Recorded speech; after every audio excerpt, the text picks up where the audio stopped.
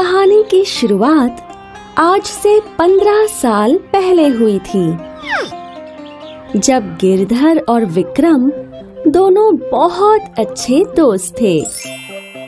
भाई विक्रम, मेरी बेटियां तो सिर्फ 5 साल की हैं और अभी से मुझे ब्याह की चिंता सताए जा रही है। अरे यार, वो तो अभी एक बच्ची है। अब तू कैसे समझेगा? तेरा तो बेटा है, मुझे तो अभी से उसके ब्याह के लिए पैसे जमा करने होंगे। मेरे यार, मैथिली भी तो मेरी बेटी जैसी है, और क्यों ना हम अपनी दोस्ती रिश्तेदारी में बदल दें। क्या मतलब?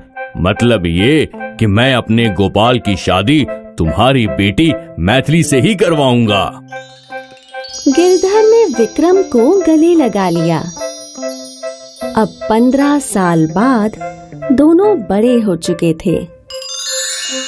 गिरधर ने मैथिली का इतना लाड़ प्यार किया कि वो गोल मटोल बन गई। अब जब गोपाल और मैथिली की शादी हुई तो विक्रम और उसकी पत्नी विमला दोनों सोच में डूब गए। मैथिली को सिर्फ आराम करने की ही आदत थी। वो अपने शरीर को ज्यादा तकलीफ नहीं देती थी। अरे बहू, जरा अपने ससुर जी को चाय तो दे दो। जी सासू माँ। मैथिली चाय का कप लेकर निकली, लेकिन वो इतनी धीमी चल रही थी कि विमला सोच में पड़ गई कि अब वो क्या करे। उस रात विमला और विक्रम दोनों बात कर रहे थे। ए जी, मैथिली स्वभाव की तो अच्छी है, लेकिन उसका शरीर बहुत ही सुस्त है। हाँ, मैं भी यही सोच रहा हूँ कि अब हम करें क्या। आप फिक्र मत कीजिए, मेरे पास एक उपाय है। अगले दिन विमला ने मैथिली को बुलाया। बहू, अरे बहू। हाँ सासू माँ। हमारे घर की एक परंपरा है कि नई बहू शादी के बाद से 6 महीने तक गांव के मंदिर की परिक्रमा करती है। इससे घर में खुशहाली और सुख समृद्धि आती है।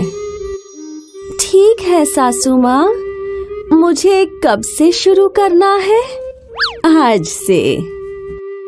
विमला के कहने पर मैथिली मंडी के रास्ते निकल पड़ी।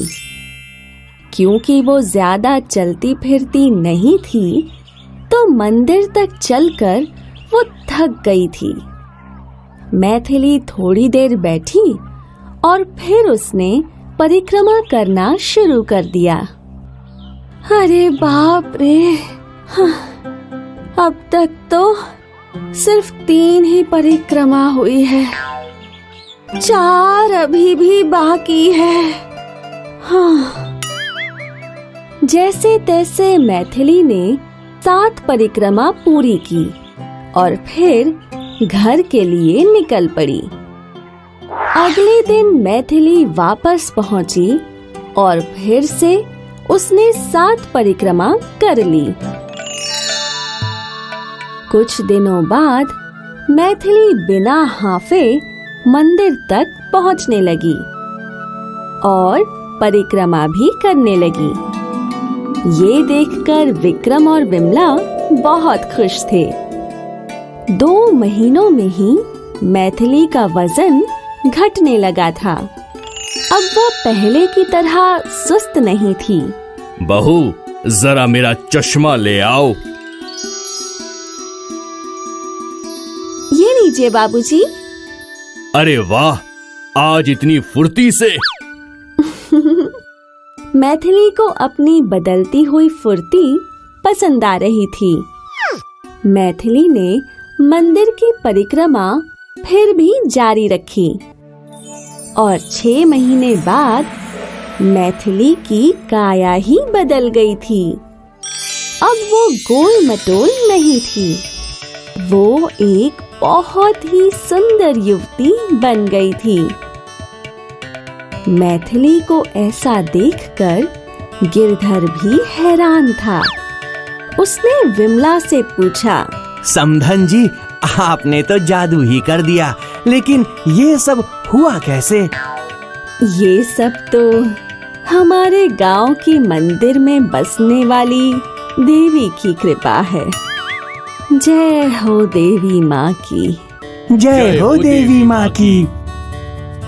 मैथिली की जिंदगी बदल गई क्योंकि उसका वजन घट गया, और वो संभव हुआ क्योंकि मैथिली चलने लगी। लेकिन इन सब का श्रेय विमला को जाता है, जिसने बड़ी बुद्धिमानी से अपनी बहू को गोल मटोल से सुंदर बना दिया। इस कहानी ने हमें ये सिखाया कि जरूरत से ज्यादा वजन हानिकारक होता है और वो हमारे शरीर को सुस्त और ढीला बना देता है।